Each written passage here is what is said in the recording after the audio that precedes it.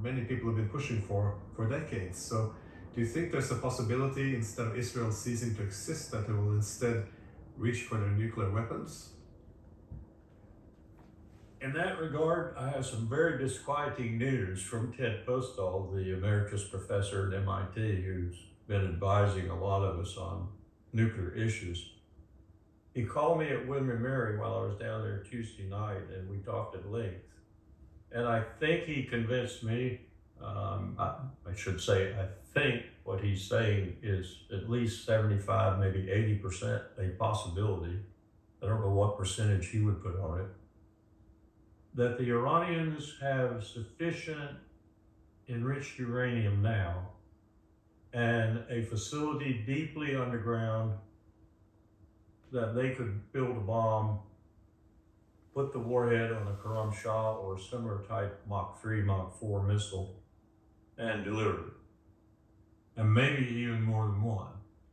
And as Ted was talking to me, I went back to Kang Sak-ju and Yi Gun and Jim Kelly, our Assistant Secretary for the Pacific, going to Pyongyang and taking an economic package that was fairly robust. It had taken a lot to get it through George Bush, even more to get it through Dick Cheney, as a compensation for their giving up their pursuit of a nuclear weapon. And Yi Gun or Kang Sak-ju, I can't remember which one, looked at Jim and in Korean, translated immediately, said, "We already have the bomb."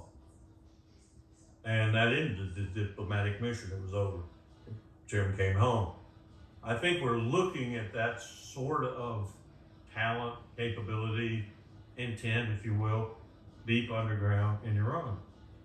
And if they have made a decision to do what Ted Postol said he thinks they have made a decision to do, and certainly they have the capacity and material to do, and the expertise, then we're in a new ballgame.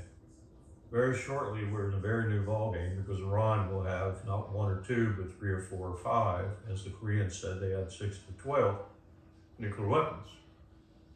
Where do we go from there if that is the case, and how does Iran demonstrate that? That's a huge question in my mind now after talking with Ted. It also brings us back to Netanyahu, because I think still that Netanyahu is the most apt person to use not one, but multiple nuclear weapons when he gets in a real bind and is aware fully of that bind, which might be produced by these sort of adumbrated elections that are coming up. Will he do it? Will he let the genie out of the bottle and use nuclear weapons? I take you back to our chief's statement. First bullet in it was, I'm being attacked, we're being attacked, Iran's being attacked. We're a non-nuclear state, we're being attacked by 2 nuclear weapon states, one admitted and one not admitted. Maybe it's going to be 3 here very shortly.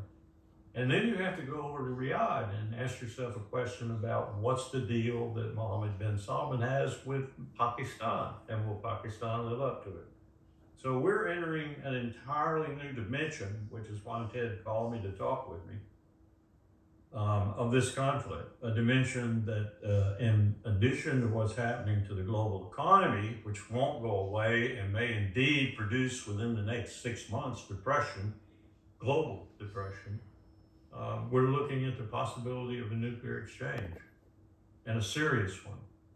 We also have Putin having talked with Xi, and both of them agreed, at least this is good intelligence, I think, that they are going to do what they can to help the strait stay open.